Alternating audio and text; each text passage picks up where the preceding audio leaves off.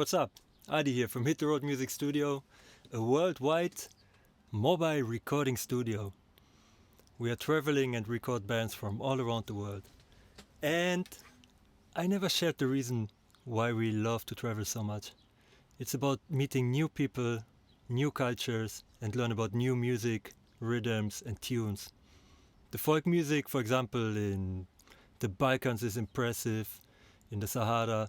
Actually, every folk music has its own touch and its own vibe.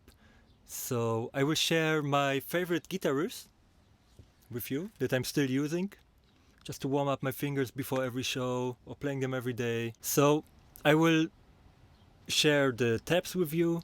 I will play the rhythm guitar and the solo guitar, and you can download everything on my webpage. And if you like it, hit the subscribe button and give a like for it. This can help us very much in these times, and I hope you enjoy it. Let's start with Greece.